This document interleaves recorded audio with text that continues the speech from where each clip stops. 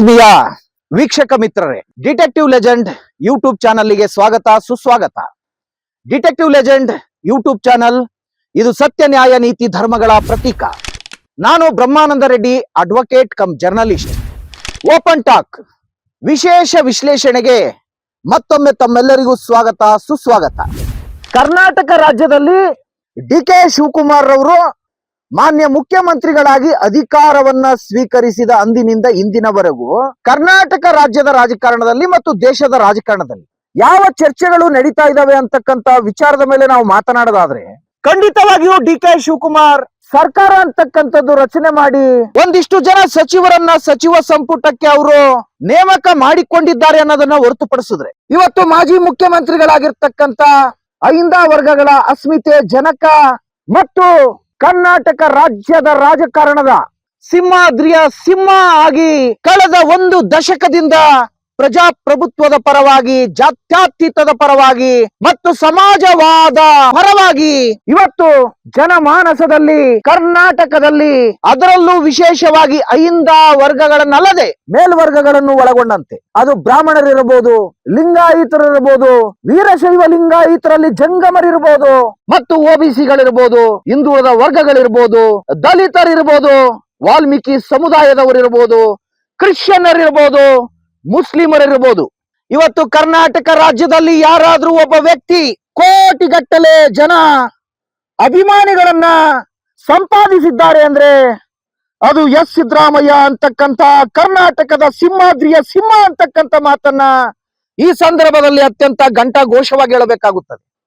ಜನರ ವಿಶ್ವಾಸ ಮತ್ತು ನಂಬಿಕೆ ಯಾರ ಮೇಲಿದೆ ಈ ರಾಜ್ಯದಲ್ಲಿ ಅನ್ನುವುದಾದರೆ ಅದು ಎಸ್ ಸಿದ್ದರಾಮಯ್ಯ ಅಂತಕ್ಕಂತಹ ಕರ್ನಾಟಕ ರಾಜ್ಯದ ಮಾಜಿ ಮುಖ್ಯಮಂತ್ರಿಗಳಾಗಿರ್ತಕ್ಕಂತ ಜನಪ್ರಿಯ ಜನಾನುರಾಗಿ, ಜನರಿಂದ ಜನರಿಗೋಸ್ಕರವೇ ಜನನವನ್ನ ತಾಳಿ ಮೈಸೂರು ಜಿಲ್ಲೆಯ ಸಿದ್ದರಾಮನ ಉಂಡಿ ಅಂತಕ್ಕಂತ ಒಂದು ಕುಗ್ರಾಮದಲ್ಲಿ ಜನನವನ್ನ ತಾಳ್ದಂತ ಸಿದ್ದರಾಮಯ್ಯರವರು ಬಾಲ್ಯದಲ್ಲಿ ಶಾಲೆಗೆ ಹೋಗಿ ಬಂದ ನಂತರ ಶಾಲೆಗೆ ಹೋಗುವುದಕ್ಕಿಂತ ಮುಂಚೆ ಮತ್ತು ರಜಾ ದಿನಗಳಲ್ಲಿ ಎಮ್ಮೆ ಹಸುಗಳನ್ನ ಕಾಯ್ತಿದ್ದಂತ ಒಬ್ಬ ಗ್ರಾಮೀಣ ಸೊಗಡಿನ ಮತ್ತು ಈ ಕನ್ನಡ ನಾಡಿನ ನೆಲಮೂಲದ ಸಂಸ್ಕೃತಿಯ ಸಾಂಸ್ಕೃತಿಕ ರಾಯಭಾರಿಯಾಗಿ ಮತ್ತು ರಾಜಕೀಯದಲ್ಲಿ ಇಡೀ ದೇಶದ ರಾಜಕೀಯ ಚರಿತ್ರೆ ಮತ್ತು ಇಡೀ ದೇಶದ ರಾಜಕೀಯ ಇತಿಹಾಸಕಾರರು ಕೂಡ ಸಿದ್ದರಾಮಯ್ಯರವರ ಆಡಳಿತದ ವೈಖರಿಯನ್ನ ಕಂಡು ಕರ್ನಾಟಕದ ರಾಜಕಾರಣದ ಕಡೆ ತಿರುಗಿ ನೋಡಿರ್ತಕ್ಕಂಥದ್ದು ಮತ್ತೆ ಸಿದ್ದರಾಮಯ್ಯರವರ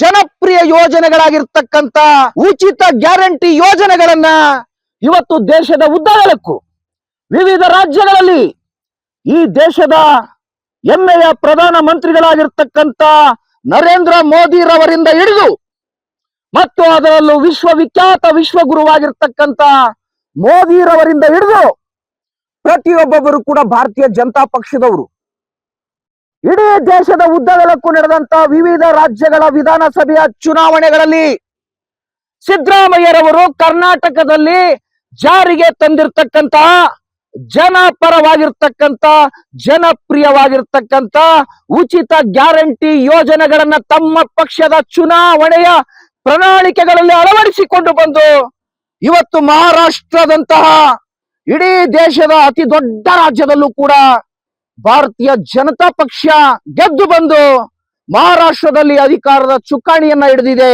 ಇವತ್ತು ದೇಶದ ರಾಜಧಾನಿ ದೆಹಲಿಯಲ್ಲೂ ಕೂಡ ಬಿಜೆಪಿ ಈ ಉಚಿತ ಗ್ಯಾರಂಟಿ ಯೋಜನೆಗಳನ್ನ ಚುನಾವಣೆಯ ಪ್ರಣಾಳಿಕೆಯಲ್ಲಿ ಅಳವಡಿಸಿಕೊಂಡು ಜನರ ಮುಂದೆ ಮತ ಭಿಕ್ಷೆಯನ್ನ ಬೇಡಿ ಭಾರತೀಯ ಜನತಾ ಪಕ್ಷ ದೆಹಲಿಯಲ್ಲೂ ಕೂಡ ಅಧಿಕಾರದ ಗದ್ದಿಗೆಯನ್ನು ನೀಡಿರತಕ್ಕಂಥದ್ದು ನಮ್ಮೆಲ್ಲರ ಗಮನದಲ್ಲಿದೆ. ಇನ್ನು ಮುಂದೆ ವರೆದು ಇತ್ತೀಚಿನ ದಿನದಲ್ಲಿ ನಡೆದಂತಹ ಪಂಚ ರಾಜ್ಯದ ವಿಧಾನಸಭೆಯ ಚುನಾವಣೆಗಳಲ್ಲೂ ಕೂಡ ಇವರು ಪಶ್ಚಿಮ ಬಂಗಾಳದಂತ ಕಬ್ಬಿಣದ ಕಡಲೆಯಾಗಿ ಬಿಜೆಪಿಯ ಪಕ್ಷಕ್ಕೆ ಕಬ್ಬಿಣದ ಕಡಲೆಯಾಗಿ ಬಿಜೆಪಿಯನ್ನ ಸದಾ ಕಾಡಿದ್ದಂತಹ ಮಮತಾ ಬ್ಯಾನರ್ಜಿ ಅವರನ್ನ ತೃಣಮೂಲ ಕಾಂಗ್ರೆಸ್ ಅನ್ನ ಪಶ್ಚಿಮ ಬಂಗಾಳದಲ್ಲಿ ಎಡೆಮುರಿಗೆ ಕಟ್ಟಿ ಬಿಜೆಪಿ ಗೆದ್ದು ಬರೋದಕ್ಕೆ ಕಾರಣ ಆಗಿದ್ದು ಕರ್ನಾಟಕದ ರಾಜಕೀಯ ರಂಗದ ಮಹೋನ್ನತ ವ್ಯಕ್ತಿತ್ವವನ್ನು ಹೊಂದಿರತಕ್ಕಂತ ಕರ್ನಾಟಕದ ಜನಸಾಮಾನ್ಯರ ಜನಪರ ಜನಪ್ರಿಯ ಆಡಳಿತಗಾರರಾಗಿರ್ತಕ್ಕಂತ ಸಿದ್ದರಾಮಯ್ಯರವರ ಉಚಿತ ಗ್ಯಾರಂಟಿ ಯೋಜನೆಗಳನ್ನ ಭಾರತೀಯ ಜನತಾ ಪಕ್ಷ ಪಶ್ಚಿಮ ಬಂಗಾಳದ ವಿಧಾನಸಭೆಯ ಚುನಾವಣೆಗಳಲ್ಲಿ ತನ್ನ ಪ್ರಣಾಳಿಕೆಯಲ್ಲಿ ಅಳವಡಿಸಿಕೊಂಡು ಬಂದು ಇಡೀ ಪಶ್ಚಿಮ ಬಂಗಾಳವನ್ನ ಭಾರತೀಯ ಜನತಾ ಪಕ್ಷ ಗೆದ್ದು ಬೀಗಿರ್ತಕ್ಕಂಥದ್ದು ಇವತ್ತು ಈ ದೇಶದ ಗಮನದಲ್ಲಿದೆ, ಇವತ್ತು ಇಡೀ ರಾಷ್ಟ್ರದ ಗಮನದಲ್ಲಿದೆ.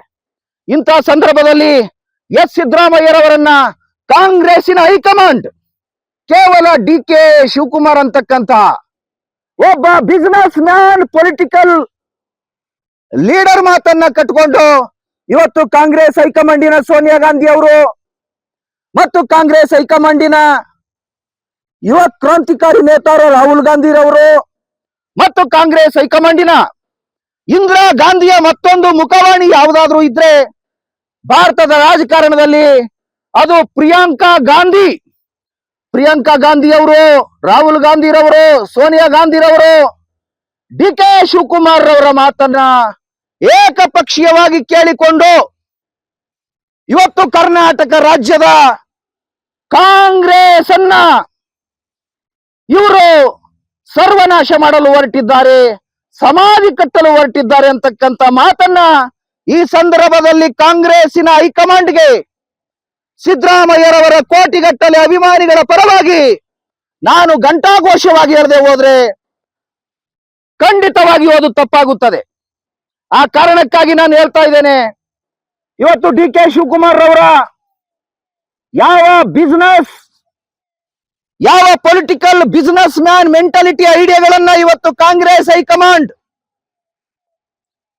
ಯಾವ ಲಾಭಕ್ಕಾಗಿ, ಯಾವ ಸ್ವಾರ್ಥಕ್ಕಾಗಿ ಇವತ್ತು Congress high command D K Shivakumar ಅವರಿಗೆ ಕರ್ನಾಟಕ ರಾಜ್ಯದ ಮುಖ್ಯಮಂತ್ರಿಯ ಕುರ್ಜಿಯನ್ನ, ಸ್ಥಾನಮಾನ, ಹುದ್ದೆ, ಗೌರವಗಳನ್ನ ಕೊಟ್ಟಿದೆ ಅಂತಕ್ಕಂಥ ವಿಚಾರದಲ್ಲಿ ನಾನು ಗಮನ ಸೆಳೆಯೋದಾದ್ರೆ ಇವತ್ತು ಡಿ ಕೆ ಶಿವಕುಮಾರ್ ಅವರು ಬಿಡದಿಯ ಬಳಿಯಲ್ಲಿ ರೈತರ 10,000 ಎಕರೆಗಳಲ್ಲಿ ಇವತ್ತು D K Shivakumar Bidadi township ಅನ್ನ ಮಾಡಿಕೊಟ್ಟಿದ್ದಾರೆ. ಇವತ್ತು ಏನು ಪ್ರಿಯಾಂಕಾ ಗಾಂಧಿ ರವರ ಹಸ್ಬೆಂಡ್ ಆಗಿರ್ತಕ್ಕಂತಹ ರಾಬರ್ಟ್ ವಾದ್ರಾ ಇದಾರಲ್ಲ, ಆ ಪ್ರಿಯಾಂಕಾ ರಾಬರ್ಟ್ ವಾದ್ರಾ ಇದಾರಲ್ಲ, ಅವರ ಜೊತೆಯಲ್ಲಿ ಡಿ ಕೆ ಶಿವಕುಮಾರ್ ಅವರಿಗಿರ್ತಕ್ಕಂತಹ ಈ business man D K Shivakumar and business man Priyanka Gandhi ರವರ ಹಸ್ಬೆಂಡ್ ರಾಬರ್ಟ್ ವಾದ್ರಾ ಜೊತೆಯಲ್ಲಿ ಏನು ಜಾಯಿಂಟ್ ವೆಂಚರ್ ಅಲ್ಲಿ ಬಿಸಿನೆಸ್ ಗಳಿದಾವೆ ಮತ್ತು ಮೆಮೊರಂಡಮ್ ಆಫ್ ಅಂಡರ್ಸ್ಟ್ಯಾಂಡಿಂಗ್ ಅಗ್ರಿಮೆಂಟ್ ಗಳಿದಾವೆ. ಅವುಗಳ ಆಧಾರದಲ್ಲಿ ಇವತ್ತು ಡಿ ಕೆ ಶಿವಕುಮಾರ್ ರವರನ್ನ ಕಾಂಗ್ರೆಸ್ ಹೈಕಮಾಂಡ್ ಕರ್ನಾಟಕ ರಾಜ್ಯದ ಮುಖ್ಯಮಂತ್ರಿಗಳನ್ನಾಗಿ ನೇಮಕ ಮಾಡಿದ್ದಾರೆ ಅಂತಕ್ಕಂತ ಗಂಭೀರವಾದ ಆರೋಪವನ್ನ ಸಿದ್ದರಾಮಯ್ಯರವರ ಕೋಟಿಗಟ್ಟಲೆ ಅಹಿಂದ ವರ್ಗಗಳ, ಮೇಲ್ವರ್ಗಗಳ ಈ ಸಹಭಾಗಿತ್ವದಲ್ಲಿ ನಾನು ಇವತ್ತು ಕಾಂಗ್ರೆಸ್ ಹೈಕಮಾಂಡಿನ ಕಿವಿಯನ್ನ ಹಿಂಡಿ ಕಾಂಗ್ರೆಸ್ ಹೈಕಮಾಂಡ್ ಅನ್ನ ಎಚ್ಚರಿಸತಕ್ಕಂತ ಕೆಲಸವನ್ನ ಸಿದ್ದರಾಮಯ್ಯರವರ ಕರ್ನಾಟಕ ರಾಜ್ಯದ ಕೋಟಿಗಟ್ಟಲೆ ಅಭಿಮಾನಿಗಳ ಪರವಾಗಿ ನಾನು ಇವತ್ತು ಕಾಂಗ್ರೆಸ್ ಹೈಕಮಾಂಡ್ಗೆ ಈ ವಿಷಯವನ್ನ ನಿಷ್ಠುರವಾಗಿ ಹೇಳಬೇಕಾಗುತ್ತದೆ. ಇವತ್ತು ಡಿ ಕೆ ಶಿವಕುಮಾರ್ ಅವರು ಕರ್ನಾಟಕ ರಾಜ್ಯದಲ್ಲಿ ಕಳೆದ 3 ವರ್ಷದಲ್ಲಿ ಸಿದ್ದರಾಮಯ್ಯ ನೇತೃತ್ವದ ಸರ್ಕಾರದಲ್ಲಿ ಉಪ ಮುಖ್ಯಮಂತ್ರಿಗಳಾಗಿ ಅಧಿಕಾರದ ಗದ್ದುಗೆಯಲ್ಲಿ ಕುಳಿತುಕೊಂಡು ಏನು ಮಹತ್ತರವಾಗಿರ್ತಕ್ಕಂಥ ಸಾಧನೆಯನ್ನ ಈ ಕರ್ನಾಟಕ ರಾಜ್ಯದಲ್ಲಿ ಮಾಡಿದ್ದಾರೆ ಅಂತಕ್ಕಂಥ ವಿಚಾರವನ್ನ ನಾನು ಇಲ್ಲಿ ಪ್ರಸ್ತಾಪ ಮಾಡುವುದಾದ್ರೆ ಖಂಡಿತವಾಗಿಯೂ ಡಿ ಕೆ ಶಿವಕುಮಾರ್ ಮಾಡಿದ ಏಕೈಕ ಅಭಿವೃದ್ಧಿ, ಉದ್ಧಾರ ಮತ್ತು ಏಳಿಗೆಯ ಕೆಲಸ ಯಾವುದು ಅಂದ್ರೆ ಡಿ ಕೆ ಶಿವಕುಮಾರ್ ಗಲ್ಲ ಪೆಟ್ಟಿಗೆ ಅಂತಕ್ಕಂಥದ್ದು, ಡಿ ಕೆ ಶಿವಕುಮಾರ್ ಅವರ ಖಜಾನೆ ಅಂತಕ್ಕಂಥದ್ದು, ಡಿ ಕೆ ಶಿವಕುಮಾರ್ ಅವರ ಬೊಕ್ಕಸ ಅಂತಕ್ಕಂಥದ್ದು ತುಂಬಿ ತುಳುಕಾಡಬೇಕು ಅಂತ ಮಹತ್ತರವಾದ ಅಭಿವೃದ್ಧಿಯನ್ನ ಡಿ ಕೆ ಶಿವಕುಮಾರ್ ಅವರು ಮಾಡಿದ್ದಾರೆ. ಎಲ್ಲಿ ಮಾಡಿದ್ದಾರೆ ಅಂತ ನಾವು ನೋಡೋದಾದ್ರೆ ಇವತ್ತು ಬೆಂಗಳೂರು ಮತ್ತು ರಾಮನಗರದ ಮಧ್ಯದಲ್ಲಿರ್ತಕ್ಕಂಥ ಬಿಡದಿಯ ಸುತ್ತಮುತ್ತ ಇರ್ತಕ್ಕಂಥ ಒಂದಿಷ್ಟು ರೈತರ ತೋಟಗಳನ್ನ ಮತ್ತು ರೈತರ ಹೊಲ ಗದ್ದೆಗಳನ್ನ ರೈತರು ವ್ಯವಸಾಯ ಮಾಡಿ ಶತಮಾನಗಳಿಂದ ನಮಗೆ ಅನ್ನದಾತರಾಗಿ ಈ ನಾಡಿಗೆ, ಈ ದೇಶಕ್ಕೆ ಅನ್ನವನ್ನ ಕೊಡ್ತಕ್ಕಂತ ದವಸ ಧಾನ್ಯವನ್ನ ಬೆಳೆದು ನಾಡಿನ ಜನರ ಹೊಟ್ಟೆಯನ್ನ ತುಂಬಿಸ್ತಕ್ಕಂತಹ ಈ ರೈತರ ಹೊಟ್ಟೆಯ ಮೇಲೆ ಹೊಡೆದು ಅವರ ಜೀವನವನ್ನ ಸರ್ವನಾಶ ಮಾಡಿಕೊಟ್ಟಿರ್ತಕ್ಕಂಥ ಡಿ ಕೆ ಶಿವಕುಮಾರ್ 10,000 ಎಕರೆ ಎಲ್ಲಿ ಬಿಡದಿಯಲ್ಲಿ ಒಂದು ಟೌನ್ಶಿಪ್ ಅನ್ನ ನಿರ್ಮಾಣ ಮಾಡಲು ಹೊರಟಿದ್ದಾರೆ ಡಿ ಕೆ ಶಿವಕುಮಾರ್ ಅವರು. ಈ ಒಂದೇ ಒಂದು ಕಾರಣಕ್ಕಾಗಿ ಕಾಂಗ್ರೆಸ್ಸಿನ ಹೈಕಮಾಂಡ್ ಇವತ್ತು ಡಿ ಕೆ ಶಿವಕುಮಾರ್ ಅವರಿಗೆ ಕರ್ನಾಟಕ ರಾಜ್ಯದ ಮುಖ್ಯಮಂತ್ರಿಯ ಪಟ್ಟವನ್ನ ಕಟ್ಟಿದ್ದಾರೆ ಮತ್ತು ಅವರನ್ನ ಮುಖ್ಯಮಂತ್ರಿಯ ಸ್ಥಾನಮಾನ ಹುದ್ದೆಗಳನ್ನ ಕೊಟ್ಟು ಡಿ ಕೆ ಶಿವಕುಮಾರ್ ಅವರಿಗೆ ಸಿಎಂ ಅಂತಕ್ಕಂತಹ ಪಟ್ಟಾಭಿಷೇಕವನ್ನ ಮಾಡಿದ್ದಾರೆ. ಇದನ್ನ ಹೊರತುಪಡಿಸಿ ಯಾವ ಪುರುಷಾರ್ಥಕ್ಕಾಗಿ ಡಿ ಕೆ ಶಿವಕುಮಾರ್ ಈ ರಾಜ್ಯದ ಮುಖ್ಯಮಂತ್ರಿ ಆಗಬೇಕು ಅಂತಕ್ಕಂಥ ವಿಚಾರವನ್ನ ಈ ನಾಡಿಗಾಗ್ಲಿ ಈ ನಾಡಿನ ಜನತೆಗಾಗ್ಲಿ ಹೈಕಮಾಂಡ್ ತಿಳಿಸಿದೆಯಾ ಅಂತಕ್ಕಂತಹ ಒಂದು ಅವಲೋಕನ ಮಾಡೋದಕ್ಕೆ ಹೋದ್ರೆ ನಿಜಕ್ಕೂ ಕೂಡ ಹೈಕಮಾಂಡ್ಗೆ ಕರ್ನಾಟಕದ ಪೊಲಿಟಿಕಲ್ ರಿಯಲ್ ಹಿಸ್ಟರಿಗಳಾಗ್ಲಿ ನಿಜಕ್ಕೂ ಅವ್ರಿಗೆ ಗೊತ್ತಿಲ್ಲ. ಭಾರತ ದೇಶ ಅಂತಕ್ಕಂಥದ್ದು ಬಹಳ ವಿಶಾಲವಾಗಿರ್ತಕ್ಕಂಥ ದೇಶ. ಭಾರತದಲ್ಲಿ 25ಕ್ಕೂ ಹೆಚ್ಚು ರಾಜ್ಯಗಳಿದಾವೆ, ಟೆರಿಟರಿ ಸ್ಟೇಟ್ಗಳಿದಾವೆ.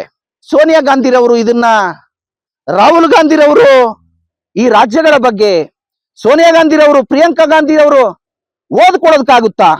ಪ್ರಾಕ್ಟಿಕಲ್ ಆಗಿ ರಾಜ್ಯದ ಅಥವಾ ವಿವಿಧ ರಾಜ್ಯಗಳ ಒಳ ಹೋಗಿ ಒಳನೋಟದಿಂದ ಹೊರನೋಟದಿಂದ ಅದನ್ನ ನೋಡೋದಕ್ಕಾದ್ರೂ ಆಗುತ್ತಾ? ಓಲಿ ಸಂಶೋಧನಾತ್ಮಕವಾದ ಅಧ್ಯಯನಗಳನ್ನ ಮಾಡೋದಕ್ಕಾಗುತ್ತಾ? ಒಂದು ರಾಜ್ಯದಲ್ಲಿ ಒಂದು ಸಂಶೋಧನೆ ಮಾಡಬೇಕು, ಒಂದು ಅಧ್ಯಯನ ಮಾಡಬೇಕು ಒಂದು ರಾಜ್ಯದ ಬಗ್ಗೆ ಅಂದ್ರೆ ಕನಿಷ್ಠ 20 ವರ್ಷ, 40 ವರ್ಷ, 50 ವರ್ಷ, 100 ವರ್ಷ ಆದ್ರೂ ಸಾಲದು. ಕರ್ನಾಟಕದಂತ ದೊಡ್ಡ ದೊಡ್ಡ ರಾಜ್ಯಗಳಲ್ಲಿ ಇಂಥ ಪರಿಸ್ಥಿತಿ ಇರುವಾಗ ಕಾಂಗ್ರೆಸ್ ಹೈಕಮಾಂಡ್ ಕೇವಲ ಬಿಡದಿಯ ಟೌನ್ಶಿಪ್ ಅನ್ನ 10,000 ಎಕರೆಯಲ್ಲಿ ಅದರ ರೈತರ ಜೀವನಗಳನ್ನ ರೈತರ ಕುಟುಂಬಗಳನ್ನ ನಿರ್ನಾಮ ಮಾಡ್ತಕ್ಕಂಥ ಯೋಜನೆ ನೋಡಿ. ಬಿಡದಿ ಟೌನ್ಶಿಪ್ ಬಗ್ಗೆ ನಾನು ಯಾಕೆ ಇವಾಗ ಗಮನ ಸೆಳೀತಿದ್ದೀನಿ ಅಂದ್ರೆ ಹಾಲಿ ಮುಖ್ಯಮಂತ್ರಿ ಡಿ ಕೆ ಶಿವಕುಮಾರ್ ಅವರ ಅತ್ಯಂತ ಮಹತ್ತರವಾದ ಒಂದು ಯೋಜನೆ, ಅದು ಸ್ವಾರ್ಥಪರವಾಗಿರ್ತಕ್ಕಂಥ ಯೋಜನೆ ಮತ್ತು ಡಿ ಕೆ ಶಿವಕುಮಾರ್ ಬೊಕ್ಕಸ ತುಂಬತಕ್ಕಂಥ ಯೋಜನೆ, ಡಿ ಕೆ ಶಿವಕುಮಾರ್ ಖಜಾನೆ ತುಂಬತಕ್ಕಂಥ ಯೋಜನೆ, ಡಿ ಕೆ ಶಿವಕುಮಾರ್ ಗಲ್ಲ ಪೆಟ್ಟಿಗೆ ಅಂತಕ್ಕಂಥದ್ದು ತುಂಬಿ ತುಳ್ಕಾಡ್ತಕ್ಕಂಥ ಯೋಜನೆ ಯಾವುದಾದ್ರೂ ಈ ರಾಜ್ಯದಲ್ಲಿ ದೊಡ್ಡದು ಅಟ್ ಪ್ರೆಸೆಂಟ್ ಇದ್ರೆ ಕಣ್ಣೆದುರುಗಡೆ ಪ್ರಾತ್ಯಕ್ಷಿಕೆಯಾಗಿ ಅದು ಬಿಡದಿಯ ಟೌನ್ಶಿಪ್ 10,000 ಎಕರೆ. ಡಿ ಕೆ ಶಿವಕುಮಾರ್ ಅವ್ರು ಹೇಳ್ತಾರೆ ರೈತರಿಗೆ 1 ಎಕರೆಗೆ 2 ಕೋಟಿ ಪರಿಹಾರ ಧನವನ್ನ ಕೊಡ್ತಾರಂತೆ. ಅಲ್ಲ ಸ್ವಾಮಿ ಡಿ ಕೆ ಶಿವಕುಮಾರ್ ಅವರೇ, ಫ್ಯೂಚರ್ ವ್ಯಾಲ್ಯೂನ ನಾನು ಕ್ಯಾಲ್ಕುಲೇಟ್ ಅಲ್ಲಿ ಹಾಕಿ ನಾನು ಕ್ಯಾಲ್ಕುಲೇಟ್ ಮಾಡಿ ನಿಮಗೆ ಹೇಳ್ತಾ ಇದ್ದೀನಿ. 1 ಎಕರೆಗೆ ನಿಮಗೆ ತಾಕತ್ತಿದ್ರೆ 1 ಎಕರೆಗೆ ನಿಮಗೆ ತಾಕತ್ತಿದ್ರೆ 100 ಕೋಟಿ 200 ಕೋಟಿ ಕೊಟ್ಟು ಖರೀದಿ ಮಾಡಿ. ಈ ರೈತರನ್ನೆಲ್ಲ ದಿವಾಳಿ ಮಾಡಿ ನೀವು ರಿಯಲ್ ಎಸ್ಟೇಟ್ ಉದ್ಯಮಿಗಳ ಜೊತೆ ಶಾಮೀಲಾಗಿ ನೀವು ಲಕ್ಷ ಲಕ್ಷ ಕೋಟಿಗಳನ್ನ, ಅದು ಭಾರತದ ಬಜೆಟಿನ 1 ವರ್ಷವ ಈ ದೇಶವನ್ನ ನಡೆಸಿಕೊಂಡು ಹೋಗ್ತಕ್ಕಂಥ ಭಾರತದ ಬಜೆಟ್ 200 ಕೋಟಿಯ ಗಡಿಯನ್ನ ದಾಟಿ ಹೋಗಿದೆ, 200 ಲಕ್ಷ ಕೋಟಿಯ ಗಡಿಯನ್ನ ದಾಟಿ ಹೋಗಿದೆ. ಅಷ್ಟು ದುಡ್ಡನ್ನ ನೀವು ಬಿಡದಿ ಟೌನ್ಶಿಪ್ ಒಂದು 10,000 ಎಕರೆಯಲ್ಲಿ ಒಂದೇ ಒಂದು ಕೋಟದಲ್ಲಿ ಒಂದೇ ಒಂದು ಪೇಮೆಂಟ್ ಅಲ್ಲಿ ಹೊಡ್ಕೊಂಡ್ಬಿಟ್ರೆ ಹೆಂಗೆ ಡಿ ಕೆ ಶಿವಕುಮಾರ್ ಅವರೇ? ಆ ಕಾರಣಕ್ಕಾಗಿ ನಾನು ಡಿ ಕೆ ಶಿವಕುಮಾರ್ ಅಂತಕ್ಕಂಥ ಒಬ್ಬ ಬಿಸ್ನೆಸ್ ಮ್ಯಾನ್ ಅನ್ನ ನಾನು ಇಷ್ಟಪಡಲ್ಲ. ಡಿ ಕೆ ಶಿವಕುಮಾರ್ ಅಂತಕ್ಕಂತಹ ಒಬ್ಬ ಪೊಲಿಟಿಕಲ್ ಬಿಸ್ನೆಸ್ ಮ್ಯಾನ್ ಅನ್ನ ನಾನು ಇಷ್ಟಪಡಲ್ಲ. ನಾನು ಒಬ್ಬನೇ ಅಲ್ಲ, ಈ ಕರ್ನಾಟಕದ ಕೋಟಿಗಟ್ಟಲೆ ಜನ, ಅದರಲ್ಲೂ ಸಿದ್ದರಾಮಯ್ಯರವರ ಅಭಿಮಾನಿಗಳು, ಅದರಲ್ಲೂ ಅಹಿಂದ ವರ್ಗದ ಪ್ರತಿಯೊಬ್ಬೊಬ್ಬರು ಡಿ ಕೆ ಶಿವಕುಮಾರ್ ಅವರನ್ನ ಇಷ್ಟಪಡಲ್ಲ. ಅದು ಮೇಲ್ವರ್ಗಗಳಿರ್ಬೋದು, ಅದು ಬ್ರಾಹ್ಮಣರಿರ್ಬೋದು, ಲಿಂಗಾಯತರಿರ್ಬೋದು, ವೀರಶೈವ ಲಿಂಗಾಯತರಿರ್ಬೋದು, ಜಂಗಮರಿರ್ಬೋದು, ಅದರಲ್ಲೂ ಅಹಿಂದ ವರ್ಗದಲ್ಲಿ ದಲಿತರಿರ್ಬೋದು, ದುರ್ಬಲರಿರ್ಬೋದು, ದೀನರಿರ್ಬೋದು, ಹಿಂದುಳಿದ ವರ್ಗಗಳಿರ್ಬೋದು, ಕ್ರಿಶ್ಚಿಯನ್ ಇರ್ಬೋದು, ಮುಸ್ಲಿಮರಿರ್ಬೋದು, ಅಲ್ಪಸಂಖ್ಯಾತರಲ್ಲಿ ಜೈನರಿರ್ಬೋದು, ಯಾರು ಡಿ ಕೆ ಶಿವಕುಮಾರ್ ಅವರನ್ನ 100ಗೆ 1000% ಇಷ್ಟಪಡಲ್ಲ ಅಂತಕ್ಕಂಥ ಮಾತನ್ನ ನಾನು ಯಾಕೆ ನಿಷ್ಠೂರವಾಗಿ ಹೇಳಲೇಬೇಕಾಗುತ್ತೆ ಅನ್ನೋದಾದ್ರೆ ನೋಡಿ, ಸಿದ್ದರಾಮಯ್ಯರವರು ಯಾವತ್ತಾದ್ರೂ ಟೌನ್ಶಿಪ್ ಗಳನ್ನ ಮಾಡತಕ್ಕಂಥ ಯೋಜನೆ ತಮ್ಮ ಸ್ವಾರ್ಥಪರ ಸಾಧನೆಗಾಗಿ ಖಜಾನೆಗಳನ್ನ ತುಂಬಿಸ್ಕೊಳ್ತಕ್ಕಂಥ ಯೋಜನೆ ಮಾಡಿದ್ರ? ಉಚಿತ ಗ್ಯಾರಂಟಿಗಳು ಬಡವರು, ದೀನದಲಿತರು, ದುರ್ಬಲರು, ಅಶಕ್ತರು, ಶೋಷಿತರು, ದಮನಿತರು, ಈ ನಾಡಿನ ಕಟ್ಟ ಕಡೆಯ ಬಡವರು, ಕಟ್ಟ ಕಡೆಯ ಪ್ರಜೆಗಳು, ಗುಡ್ಡ ಗಾಡಿನ ಜನರು, ಅರಣ್ಯವಾಸಿಗಳು, ಜೊತೆಗೆ ಅಕ್ಕಿ ಪಿಕ್ಕಿ ಸಮುದಾಯದವರು, ಯಾವ ಜನರನ್ನ ಈ ಸಮಾಜ ಒಂದು ನಾಗರಿಕವಾಗಿರ್ತಕ್ಕಂಥ ಸಮಾಜದಲ್ಲಿ ಅವರಿಗೆ ಒಂದು ಗೌರವಗಳನ್ನ ಕೊಡ್ಲಿಲ್ಲ, ಅವರನ್ನ ತಿರಸ್ಕರಿಸಿ ಕಾಡು ನಾಡಿನಲ್ಲಿ ಬದುಕುವಂತೆ ಮಾಡಿದ್ರು, ಅರಣ್ಯಗಳಲ್ಲಿ ವಾಸ ಮಾಡುವಂತೆ ಮಾಡಿದ್ರು, ಅವರು ಅಕ್ಕಿ ಪಿಕ್ಕಿಗಳಾಗಿ ಜೀವಿಸುವಂತೆ ಮಾಡಿದ್ರಲ್ಲ. ಅಂತ ಎಲ್ಲ ಅನಿಷ್ಟ ಪದ್ಧತಿಗಳ ವಿರುದ್ಧ ಸಿದ್ದರಾಮಯ್ಯ ಒಂದು ನಾಗರಿಕ ಸಮಾಜವನ್ನ ಕಟ್ಟತಕ್ಕಂತ ಒಂದು ರಾಜಕೀಯವಾಗಿರ್ತಕ್ಕಂತ ಹೋರಾಟವನ್ನ ಮಾಡಿರ್ತಕ್ಕಂತ ಏಕೈಕ ದಿಟ್ಟ ಧೀಮಂತ ದಿಗ್ಗಜ ರಾಜಕಾರಣಿ ಅಂದ್ರೆ ಭಾರತ ದೇಶದಲ್ಲಿ ಅದು ಎಸ್ ಸಿದ್ದರಾಮಯ್ಯರವರು. ಸಿದ್ದರಾಮಯ್ಯರವರ ವ್ಯಕ್ತಿತ್ವಕ್ಕೆ ಸರಿ ಸಾಟಿಯಾಗಿ ನಿಲ್ತಕ್ಕಂತ ಒಬ್ಬೇ ಒಬ್ಬ ರಾಜಕಾರಣಿಯನ್ನ ಈ ಭಾರತದ ರಾಜಕಾರಣದ ಇತಿಹಾಸದಲ್ಲಿ ಕಳೆದ ಒಂದೆರಡು ದಶಕದಲ್ಲಿ ನೀವು ಯಾರನ್ನಾದ್ರೂ ತೋರಿಸಿದ್ದೆ ಆದ್ರೆ ನಾನು ನಿಜಕ್ಕೂ ಕೂಡ ನಿಮ್ಮ ಬೆನ್ನನ್ನ ತಟ್ಟಿ ನಿಮ್ಮನ್ನ ಸಾರ್ವಜನಿಕವಾಗಿ ಸನ್ಮಾನಗಳನ್ನ ಮಾಡ್ತೇನೆ ಅಂತಕ್ಕಂಥ ಮಾತನ್ನು ಈ ಸಂದರ್ಭದಲ್ಲಿ ಹೇಳೋದಕ್ಕೆ ಇಷ್ಟಪಡ್ತೇನೆ. ಎಂತ ಮಹೋನ್ನತವಾದ ವ್ಯಕ್ತಿತ್ವ, ಮಹಾಮಾನವತವಾದಿ ಎಸ್ ಸಿದ್ದರಾಮಯ್ಯರವರಿಗೆ ಇವತ್ತು ಕಾಂಗ್ರೆಸ್ ಹೈಕಮಾಂಡ್ ಮಾಜಿ ಮುಖ್ಯಮಂತ್ರಿಗಳನ್ನಾಗಿ ಮಾಡಿದ್ದು ಎಷ್ಟು ದೊಡ್ಡ ಗುರುತರವಾಗಿರ್ತಕ್ಕಂಥ ಅಪರಾಧ ಅಂತಕ್ಕಂಥ ವಿಚಾರ ಇವತ್ತು ಕಾಂಗ್ರೆಸ್ ಹೈಕಮಾಂಡ್ಗೆ ಗೊತ್ತಾಗದೆ ಹೋದ್ರೆ, ಮತ್ತು ಅದರಲ್ಲೂ ಮೂಲ ಕಾಂಗ್ರೆಸ್ಸಿನ ನಮ್ಮ ಕರ್ನಾಟಕ ರಾಜ್ಯದ ಘಟಾನುಘಟಿ ದಿಟ್ಟ ಧೀಮಂತ ಹಾಲಿ ಮಂತ್ರಿಗಳಿಗೆ, ಮಾಜಿ ಮಂತ್ರಿಗಳಿಗೆ, ಹಾಲಿ ಮುಖ್ಯಮಂತ್ರಿಗಳಾಗಿರ್ತಕ್ಕಂಥ ಡಿ ಕೆ ಶಿವಕುಮಾರ್ ಅವರಿಗೆ, ಹಾಲಿ ಉಪ ಮುಖ್ಯಮಂತ್ರಿಗಳಾಗಿರ್ತಕ್ಕಂಥ ಡಾಕ್ಟರ್ ಜಿ ಪರಮೇಶ್ವರ್ ಅವರಿಗೆ ಗೊತ್ತಾಗದೆ ಹೋದ್ರೆ ಮುಂದೆ ನಡೀತಕ್ಕಂಥ 2028ರ ಸಾರ್ವತ್ರಿಕವಾಗಿರ್ತಕ್ಕಂಥ ವಿಧಾನಸಭೆಯ ಚುನಾವಣೆಯಲ್ಲಿ ಕಾಂಗ್ರೆಸ್ ಪಕ್ಷ ಅಂತಕ್ಕಂಥದ್ದು ಧೂಳಿಪಟವಾಗಿ ಹೋಗುತ್ತದೆ ಅಂತಕ್ಕಂಥ ಭಾರಿ ಬಹಿರಂಗವಾಗಿರ್ತಕ್ಕಂಥ ಸೂಕ್ಷ್ಮವಾಗಿರ್ತಕ್ಕಂಥ ಅತ್ಯಂತ ಗಂಭೀರವಾಗಿರ್ತಕ್ಕಂಥ ಸತ್ಯವನ್ನ ಇವತ್ತು ಕಾಂಗ್ರೆಸ್ ಹೈಕಮಾಂಡಿನ ಅಸ್ಮಿತೆ ಆಗಿರ್ತಕ್ಕಂಥ ಸೋನಿಯಾ ಗಾಂಧಿರವರಿಗೆ ನಾನು ಹೇಳೋದಕ್ಕೆ ಇಷ್ಟಪಡ್ತೀನಿ. ಮತ್ತು ಕಾಂಗ್ರೆಸ್ ಪಕ್ಷದ ಇಡೀ ದೇಶದ ಕೋಟಿಗಟ್ಟಲೆ ಯುವಕರ ಪಾಲಿನ ಕ್ರಾಂತಿಕಾರಿ ನೇತೃರಾಗಿರ್ತಕ್ಕಂಥ ರಾಹುಲ್ ಗಾಂಧಿರವರಿಗೆ ನಾನು ಹೇಳೋದಕ್ಕೆ ಇಷ್ಟಪಡ್ತೇನೆ. ಮತ್ತು ಈ ದೇಶದ ಮಹಿಳೆಯರ, ಈ ದೇಶದ ಹೆಣ್ಣು ಮಕ್ಕಳ, ಈ ದೇಶದ ಅದರಲ್ಲೂ ವಿಶೇಷವಾಗಿ ನಾರಿಯರ ಪಾಲಿನ ಕ್ರಾಂತಿಕಾರಿ ನೇತೃರಾಗಿರ್ತಕ್ಕಂಥ ಪ್ರಿಯಾಂಕಾ ಗಾಂಧಿರವರಿಗೆ ಈ ಸತ್ಯಗಳನ್ನ ತಿಳಿಸೋದಕ್ಕೆ ಇಷ್ಟಪಡ್ತೀನಿ. ಏಕೆ ಇಷ್ಟೆಲ್ಲ ವಿಚಾರಗಳನ್ನ ಅತ್ಯಂತ ಪ್ರಾಮಾಣಿಕವಾಗಿ ಹೇಳಲೇಬೇಕಾಗಿರ್ತಕ್ಕಂಥ ಒಂದು ಅನಿವಾರ್ಯತೆ ಬಂದಿದೆ ಅಂದ್ರೆ, ಕರ್ನಾಟಕ ರಾಜ್ಯದಲ್ಲಿ ಇಡೀ ದೇಶಕ್ಕೆ ಮೋದಿರವರು 2014ರಲ್ಲಿ ಲೋಕಸಭೆಯ ಸಾರ್ವತ್ರಿಕವಾಗಿರ್ತಕ್ಕಂಥ ವಿಧಾನಸಭೆಯ ಚುನಾವಣೆಯಲ್ಲಿ ದೇಶದ ಉದ್ದಗಲಕ್ಕೂ ಅವರು ಸಾರ್ವಜನಿಕ ಸಭೆ ಸಮಾರಂಭಗಳಲ್ಲಿ ಮಾಡ್ತಕ್ಕಂಥ ಭಾಷಣಗಳಲ್ಲಿರ್ಬೋದು, ಮತ್ತು ಇಡೀ ದೇಶದ ಉದ್ದಗಲಕ್ಕೂ ಇರ್ತಕ್ಕಂಥ ಪ್ರಿಂಟ್ ಮೀಡಿಯಾಗಳಲ್ಲಿರ್ಬೋದು, ಎಲೆಕ್ಟ್ರಾನಿಕ್ಸ್ ಮೀಡಿಯಾಗಳಲ್ಲಿರ್ಬೋದು, ಸೋಷಿಯಲ್ ಮೀಡಿಯಾಗಳಲ್ಲಿರ್ಬೋದು, ಯಾವ ವಿಚಾರ ಹೆಚ್ಚೆಚ್ಚಾಗಿ ಚರ್ಚೆ ಆಗ್ತಾ ಇತ್ತು ಈ ದೇಶದ ಒಳಗಡೆ ಅಂದ್ರೆ ಗುಜರಾತ್ ಮಾಡಲ್ ಅಂತಕ್ಕಂಥ ವಿಚಾರ. ಗುಜರಾತ್ ಮಾಡಲಿನ ಈ ದೇಶದ ಹೆಮ್ಮೆಯ ಪ್ರಧಾನಿಗಳಾಗಿರ್ತಕ್ಕಂಥ ಮೋದಿರವರು ಕೂಡ ಕರ್ನಾಟಕದ ರಾಜಕಾರಣದಲ್ಲಿ ಗುಜರಾತ್ ಮಾಡಲ್ ಅನ್ನ ತಂದು ಇಡೀ ಮೋದಿರವರ ಅಕ್ಷೋಹಿಣಿ ಸೈನ್ಯವನ್ನೇ ತಂದು ಇಲ್ಲಿ ಸಿದ್ದರಾಮಯ್ಯ ಅಂತಕ್ಕಂಥ ದಿಟ್ಟ ಧೀಮಂತ ದಿಗ್ಗಜ ರಾಜಕೀಯ ಮಹಾಪುರುಷನ ಎದುರುಗಡೆ, ರಾಜಕೀಯವಾಗಿ ಅಲ್ಲದೆ ಮಾನವೀಯ ನೆಲೆಗಟ್ಟಿನಲ್ಲಿ ಸಿದ್ದರಾಮಯ್ಯರವರ ಮಹಾಮಾನವತವಾದದ ಮುಂದೆ ಅವರ ಜನಪ್ರಿಯವಾಗಿರ್ತಕ್ಕಂಥ, ಜನಪರವಾಗಿರ್ತಕ್ಕಂಥ, ಜೀವಪರವಾಗಿರ್ತಕ್ಕಂಥ ಆ ಜನಪರ ಕಳಕಳಿ, ಜನಪರ ಕಾಳಜಿಗಳ ಮುಂದೆ ಮೋದಿರವರ ಅಕ್ಷೋಹಿಣಿ ಸೈನ್ಯ ಅಂತಕ್ಕಂಥದ್ದು ಚುನಾವಣೆಗಳಲ್ಲಿ ವಿಫಲವಾಗಿರ್ತಕ್ಕಂಥದ್ದು ನಮ್ಮೆಲ್ಲರ ಗಮನದಲ್ಲಿದೆ.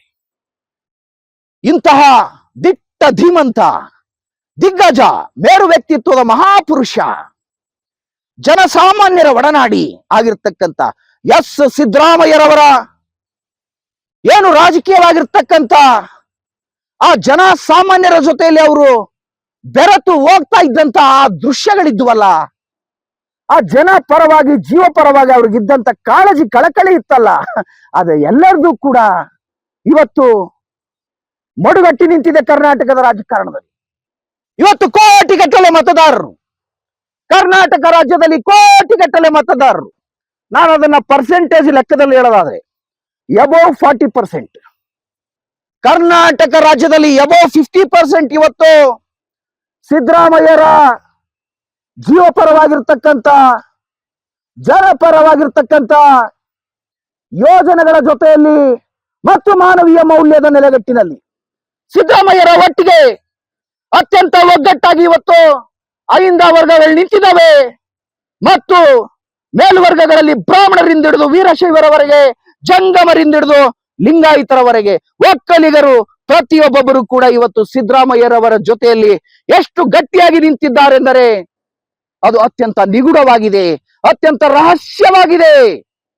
ರಾಜಕೀಯದಲ್ಲಿ ಪ್ರಾಕ್ಟಿಕಲ್ ಆಗಿ ಎಲ್ಲ ರಾಜಕಾರಣಿಗಳು ದಾಳವನ್ನ ಉರುಳಿಸ್ತಾರಲ್ಲ, ರಾಜಕೀಯವಾಗಿರ್ತಕ್ಕಂಥ ದಾಳಗಳನ್ನ ನನ್ನ ತರ ಓಪನ್ ಟು ಓಪನ್ ಆಗಿ ಮಾತಾಡಿ ಯೂಟ್ಯೂಬ್ ಚಾನಲ್ ಅಲ್ಲಿ ಅದನ್ನ ಪಬ್ಲಿಷ್ ಮಾಡಿ ಜಗತ್ತಿಗೆ ಹೇಳಿ ಯಾರು ದಾಳ ಉರುಳಿಸಲ್ಲ.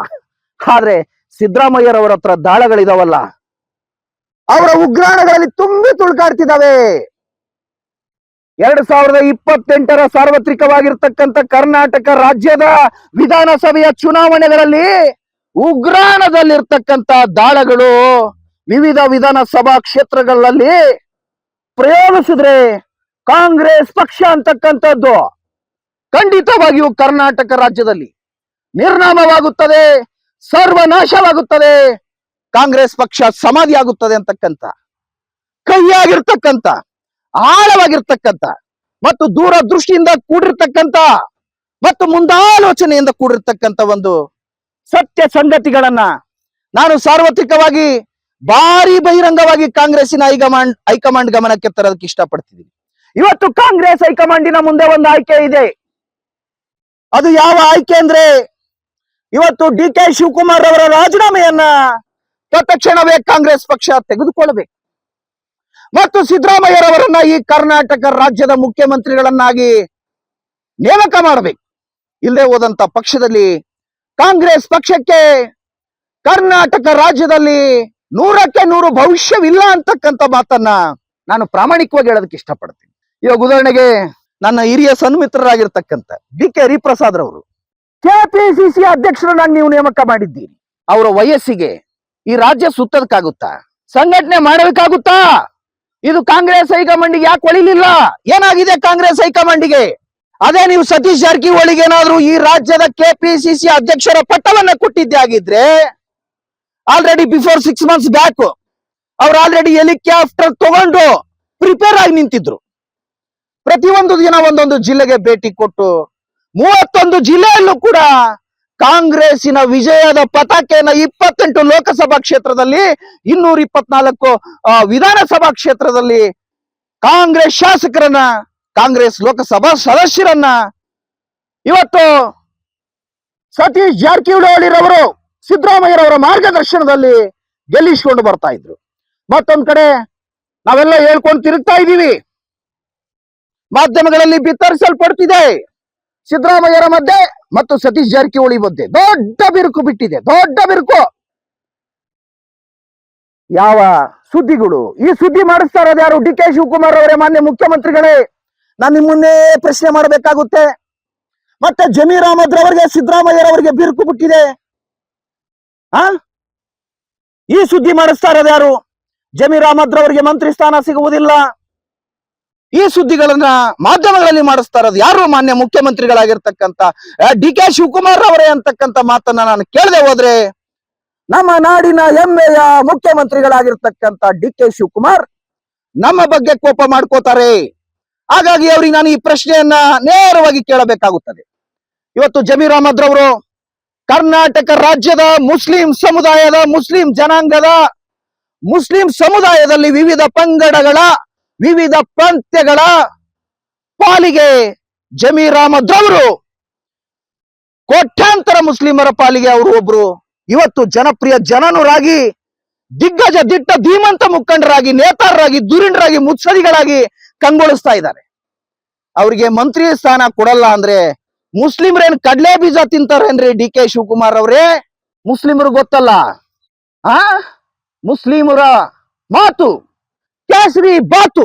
ಸುಮ್ನೆ ಕುಂದ್ರಲ್ಲ ಸ್ವಾಮಿ ಮುಸ್ಲಿಮರು ಕೈ ಕಟ್ಕೊಂಡು DK ಶಿವಕುಮಾರ್ ಅವರೇ. ಹಾಗಾಗಿ ಜಮೀರ್ ಅಹಮದ್ ರವರು ಕೂಡ ಇವತ್ತು ಕರ್ನಾಟಕ ರಾಜ್ಯದಲ್ಲಿ ಮಂತ್ರಿಗಳಾಗಿ ಅಧಿಕಾರದ ಚುಕ್ಕಾಣಿಯನ್ನು ಹಿಡಿತಾರೆ. ಇಲ್ಲದೆ ಹೋದಂತ ಸಂದರ್ಭದಲ್ಲಿ ನಾನು ಈ ಹಿಂದೆ ವರದಿಗಳಲ್ಲಿ ಯಾವ ವಿಷಯಗಳನ್ನ ಪ್ರಸ್ತಾಪ ಮಾಡಿದ್ದೆ ಓಪನ್ ಆಗಿ ಹೇಳ್ತಾ ಇದ್ದೀನಿ. ಕರ್ನಾಟಕ ರಾಜ್ಯದಲ್ಲಿ ಅಗ್ರ ಪಂಕ್ತಿಯ ದಿಟ್ಟ ಧೀಮಂತ ಏಕೈಕ ರಾಜಕೀಯ ಪಕ್ಷದ ಉದಯವಾಗುತ್ತದೆ. ಅದು ಕರ್ನಾಟಕದ ರಾಜಕೀಯ ಚರಿತ್ರೆಯಲ್ಲಿ ಒಂದು ಹೊಸ ಭಾಷೆಯನ್ನು ಬರೆಯುತ್ತದೆ. ಒಂದು ಮಹಾಕ್ರಾಂತಿ ಕರ್ನಾಟಕದಲ್ಲಿ ಆಗಿ ಕರ್ನಾಟಕದ ಹಳೆ ಬೇರು ಹೊಸ ಚಿಗುರಾಗಿ ಹೊರಹೊಮ್ಮತಕ್ಕಂತ ಸಿದ್ದರಾಮಯ್ಯ ನೇತೃತ್ವದ ಹೊಸ ಪಕ್ಷ ಈ ಕರ್ನಾಟಕ ರಾಜ್ಯದಲ್ಲಿ ಭಾರಿ ಪ್ರಚಂಡ ಬಹುಮತದಿಂದ ಗೆದ್ದು ಬಂದು ಈ ಕರ್ನಾಟಕ ರಾಜ್ಯದ ಅಧಿಕಾರದ ಚುಕ್ಕಾಣಿಯನ್ನ ಹಿಡಿಯುತ್ತದೆ ಅಂತಕ್ಕಂಥ ಮಾತನ್ನ ಅತ್ಯಂತ ಸ್ಪಷ್ಟವಾಗಿರ್ತಕ್ಕಂಥ ದಿಟ್ಟತನದ ಮಾತುಗಳಲ್ಲಿ ನಾನು ಹೇಳೋದಕ್ಕೆ ಇಷ್ಟಪಡ್ತೀನಿ. ಹಾಗಾಗಿ ಇವತ್ತೇನು ಕಾಂಗ್ರೆಸ್ ಹೈಕಮಾಂಡ್ ಕರ್ನಾಟಕ ರಾಜ್ಯದ ವಿವಿಧ ವಿಧಾನಸಭಾ ಕ್ಷೇತ್ರಗಳ ಬಗ್ಗೆ ಸಮಗ್ರವಾದಂತ ಮಾಹಿತಿ ಇಲ್ಲದೆ ಮತ್ತು ಅದರಲ್ಲೂ ನಮ್ಮ ಕರ್ನಾಟಕದ ಇನ್ಚಾರ್ಜ್ಗಳು ರಣದೀಪ್ ಸಿಂಗ್ ಸುರ್ಜೇವಾಲರವರು ಮತ್ತು ಕೆ.ಸಿ. ವೇಣುಗೋಪಾಲ್ ರವರು ಈ ಕರ್ನಾಟಕ ರಾಜ್ಯದ ಎಷ್ಟು ಜಿಲ್ಲೆಗಳಿಗೆ ಭೇಟಿ ಕೊಟ್ಟಿದ್ದಾರೆ, ಎಷ್ಟು ದಶಕಗಳ ಕಾಲ ಕರ್ನಾಟಕದ ರಾಜಕೀಯವನ್ನ ನನ್ನ ರೀತಿಯಲ್ಲಿ ಸಂಶೋಧನೆ ಮಾಡಿ ಪ್ರತಿಯೊಬ್ಬ ರಾಜಕಾರಣಿಯ ಮನೆಗಳಿಗೆ ಹೋಗಿ ಪ್ರತಿಯೊಬ್ಬ ರಾಜಕಾರಣಿಗಳನ್ನು ಪ್ರತಿದಿನ ಮಾತನಾಡಿಸಿ ರಾಜಕೀಯದ ವಿವರಗಳನ್ನ ಕೇಳಿ ತಿಳಿದುಕೊಂಡು ಮತ್ತು ಈ ಸಮಾಜದ ಏಳಿಗೆ ಉದ್ಧಾರ ಅಭಿವೃದ್ಧಿಗೋಸ್ಕರ ವರ್ಷಗಟ್ಟಲೆ ದಶಕಗಟ್ಟಲೆ ಚರ್ಚೆ ಮಾಡಿರ್ತಕ್ಕಂಥ ಅನುಭವಗಳೇನಾದ್ರೂ ಇದ್ದಿದ್ದೇ ಆದ್ರೆ ಮಾತ್ರ ಇವತ್ತು ಕಾಂಗ್ರೆಸ್ ಹೈಕಮಾಂಡ್ಗೆ ರಣದೀಪ್ ಸಿಂಗ್ ಸುರ್ಜೇವಾಲರವರು ಮತ್ತು ಕೆ.ಸಿ. ವೇಣುಗೋಪಾಲ್ ರವರು ಒಂದು ಸರಿಯಾಗಿರ್ತಕ್ಕಂಥ ಇನ್ಫಾರ್ಮೇಶನ್ ಅನ್ನ ಒಂದು ವರದಿಯ ರೂಪದಲ್ಲಿ ಹೈಕಮಾಂಡಿಗೆ ಕೊಡಬಹುದು. ಇವತ್ತು ಹೈಕಮಾಂಡಿಗೆ ಕರ್ನಾಟಕ ರಾಜ್ಯದ ರಿಯಾಲಿಟಿ ಪೊಲಿಟಿಕಲ್ ಮ್ಯಾಟರ್ಸ್ ಏನಂದ್ರೆ ಏನೋ ಗೊತ್ತಿಲ್ಲ. ಡಿ.ಕೆ. ಶಿವಕುಮಾರ್ ಹೇಳಿದ್ರು, ಹೈಕಮಾಂಡ್ ನವರು ಡಿ.ಕೆ. ಶಿವಕುಮಾರ್ಗೆ ಪಟ್ಟಾಭಿಷೇಕ ಮಾಡಿದ್ರು. ಇವಾಗ ಡಿ.ಕೆ. ಶಿವಕುಮಾರ್ ಅಷ್ಟು ದೊಡ್ಡ powerful political crazy star and revolutionary strugglist ಆಗಿದ್ರೆ ಡಿ.ಕೆ. ಸುರೇಶ್ ಅಂತಕ್ಕಂಥ ಡಿ.ಕೆ. ಸುರೇಶ್ಗೆ ಮೊನ್ನೆ ಲೋಕಸಭೆಯ ಚುನಾವಣೆಯಲ್ಲಿ 100ಗೆ 1000% ಡಾಕ್ಟರ್ ಮಂಜುನಾಥ್ ರವರ ವಿರುದ್ಧ ಭಾರಿ ಪ್ರಚಂಡ ಬಹುಮತದಿಂದ ಗೆಲ್ಲಿಸಿಕೊಂಡು ಬರಬೇಕಾಗಿತ್ತು. ಯಾಕೆ ಸ್ವಂತ ತಮ್ಮನನ್ನ ಡಿ.ಕೆ. ಶಿವಕುಮಾರ್ ಗೆಲ್ಲಿಸಿಕೊಂಡು ಬರಲು ಆಗಲಿಲ್ಲ ಅಂತಕ್ಕಂತ ನನ್ನ ಪ್ರಶ್ನೆಗೆ ಡಿ.ಕೆ. ಶಿವಕುಮಾರ್ ಅವರು ಮತ್ತು ಡಿ.ಕೆ. ಸುರೇಶ್ ರವರು ಪ್ರಾಮಾಣಿಕವಾಗಿ ಉತ್ತರ ಕೊಡೋದಕ್ಕಾಗುತ್ತಾ? ಹೈಕಮಾಂಡ್ ಇಂಥದ್ದೊಂದು ಪ್ರಶ್ನೆ ಕೇಳೋದಕ್ಕಾಗುತ್ತಾ? ಏಕೆಂದ್ರೆ ಡಿ.ಕೆ. ಶಿವಕುಮಾರ್ ಒಬ್ಬ ಪೊಲಿಟಿಕಲ್ ಬಿಸ್ನೆಸ್ ಮ್ಯಾನ್. ಇನ್ನೂ ಮುಂದುವರೆದು ಹೇಳೋದಾದ್ರೆ ಆತ purely business man D K. Shivakumar. Business ಮತ್ತೆ ಈ ಪೊಲಿಟಿಕಲ್ ಎರಡೂ ಮಿಕ್ಸ್ ಆಗಿ ಅಣ್ಣವ್ರು ಏನ್ ಮಾಡ್ಬಿಟ್ಟಿದ್ದಾರೆ, ಬಿಡದಿ ಹತ್ರ ರೈತರಿಗೆ 2 ಕೋಟಿ ಅಂತೆ ನೋಡ್ರಿ. ಎಂತ ಪರಿಹಾರ ರೀ ಡಿ.ಕೆ. ಶಿವಕುಮಾರ್. ಒಂದ್ ಕೆಲಸ ಮಾಡ್ರಿ, 1 ಎಕರೆಗೆ 2 ಕೋಟಿ ಪರಿಹಾರ ಕೊಡೋ ಜಾಗದಲ್ಲಿ 100 ಕೋಟಿನೋ 200 ಕೋಟಿನೋ ಕೊಡ್ರಿ. ಅವ್ರು 100 ವರ್ಷ 200 ವರ್ಷ ಬದುಕ್ಬೇಕಲ್ವೇ ಅವ್ರ ಕುಟುಂಬಗಳು? ನೀವು ಮಾತ್ರ ಬದುಕಬೇಕು ಅಂತ ನೀವು ತೀರ್ಮಾನಗಳು ತಗೊಂಡಿದ್ದೀರಲ್ಲ ಕೆಲವು ರಿಯಲ್ ಎಸ್ಟೇಟ್ ಉದ್ಯಮಿಗಳು ಮತ್ತೆ ನೀವು. ಹಂಗೆ ರೈತರು ಬದುಕ್ಬೇಕಲ್ವೇ 100 ವರ್ಷ 200 ವರ್ಷ? 100 ಕೋಟಿ 200 ಕೋಟಿ 1 ಎಕರೆಗೆ ಪರಿಹಾರ ಕೊಡ್ರಿ ಸ್ವಾಮಿ. ಅವೆಲ್ಲ ಆಗಲ್ವಾ? ಒಂದ್ ಕೆಲಸ ಮಾಡಿ, ಅದೇ 10,000 ಎಕರೆ ಬಿಡದಿಯ ಟೌನ್ಶಿಪ್ ಯೋಜನೆಯನ್ನ ಕೈ ಬಿಟ್ಬಿಟ್ಟು ಸ್ವಾಮಿ 31 ಜಿಲ್ಲೆಯಲ್ಲಿ ಸ್ವಾಮಿ ಬರೇ 300 ಎಕರೆಯಲ್ಲಿ ಟೌನ್ಶಿಪ್ ಗಳನ್ನ ಡೆವಲಪ್ ಮಾಡಿ ಸ್ವಾಮಿ. ಕಲ್ಯಾಣ ಕರ್ನಾಟಕ, ಉತ್ತರ ಕರ್ನಾಟಕ, ಹೈದರಾಬಾದ್ ಕರ್ನಾಟಕ, ಹಳೆ ಮೈಸೂರು ಪ್ರಾಂತ್ಯ 224 ವಿಧಾನಸಭಾ ಕ್ಷೇತ್ರ, 31 ಜಿಲ್ಲೆ, 21 ಲೋಕಸಭಾ ಕ್ಷೇತ್ರದಲ್ಲಿ ಸ್ವಾಮಿ ಬರೇ 300 ಎಕರೆ ಟೌನ್ಶಿಪ್ ಮಾಡ್ಯಾಣ. ನೀನು ಉದ್ಯೋಗವನ್ನ ಸೃಷ್ಟಿ ಮಾಡಿದ ಉದ್ಯೋಗದಾತ, ಉದ್ಯೋಗಗಳ ಜನಕ ಅಂತಂದಣ. ಜನಪರ ಸೇವೆ ಮಾಡಿದ್ರೆ ಹೇಗಿರುತ್ತೆ ಹೇಳು ಡಿ.ಕೆ. ಶಿವಕುಮಾರ್ ಅಣ್ಣ? ಇವೆಲ್ಲ ಯಾಕೆ ಹೇಳ್ತೀನಿ ಅಂದ್ರೆ, ಮನುಷ್ಯ ಯಾವತ್ತೂ ಕೂಡ ಸ್ವಾರ್ಥಿ ಆದಾಗ ಆತ ಅಭಿವೃದ್ಧಿಯ ಹೆಸರಲ್ಲಿ ರೈತರನ್ನ ದೋಚತಕ್ಕಂತ ಯೋಜನೆಗಳನ್ನ ಜಾರಿಗೆ ತರ್ತಾರೆ. ಆ ಬಿಡದಿ ರೈತರು ಏನು ಪಾಪ ಮಾಡಿದ್ರಪ್ಪ? ಡಿ.ಕೆ. ಶಿವಕುಮಾರ್ ಮುಖ್ಯಮಂತ್ರಿಯಾಗಿ, ಆ ಕುಮಾರಸ್ವಾಮಿ ಅವರು ಮುಖ್ಯಮಂತ್ರಿಯಾಗಿದ್ದಾಗ ಖಂಡಿತವಾಗಿಯೂ ಕೂಡ ಅವರು ಇದೇ ತರದ ಯೋಜನೆ ಮಾಡೋದಕ್ಕೆ ಹೋದ್ರು. ಕೊನೆಗೆ ರೈತರ ಆಕ್ಷೇಪ ಬಂದಾಗ ಆ ಒಂದು ನೀವು ಮಾಡೋದಕ್ಕೆ ಏನು ಹೊರಟಿದಿರಲ್ಲ ಡಿ.ಕೆ. ಶಿವಕುಮಾರ್ ಅವರೇ, ಬಿಡದಿ ಟೌನ್ಶಿಪ್ ಆ ಎಂಟೈರ್ ಜಾಗನ ಅವರು ರೆಡ್ ಝೋನ್ ಅಂತಂದು ಕ್ಲಿಯರ್ ಮಾಡಿ ಡಿಕ್ಲೇರ್ ಮಾಡಿ ಆರ್ಡರ್ಸ್ ಮಾಡಿ ಹೊರಟೋದು.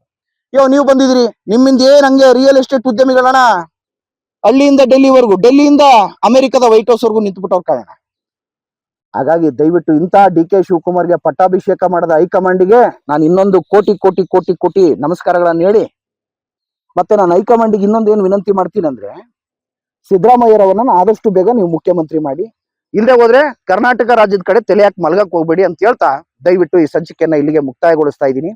ವಂದನೆಗಳೊಂದಿಗೆ Brahmananda Reddy, advocate cum journalist, detective legend YouTube channel. ಇದು ಸತ್ಯ, ನ್ಯಾಯ, ನೀತಿ, ಧರ್ಮಗಳ ಪ್ರತೀಕ. ಜೈ ಹಿಂದ್, ಜೈ ಕರ್ನಾಟಕ ಮಾತಾ ಕಿ ಜೈ. ಜೈ ಹಿಂದ್, ಜೈ ಭಾರತ್ ಮಾತಾ ಕಿ ಜೈ.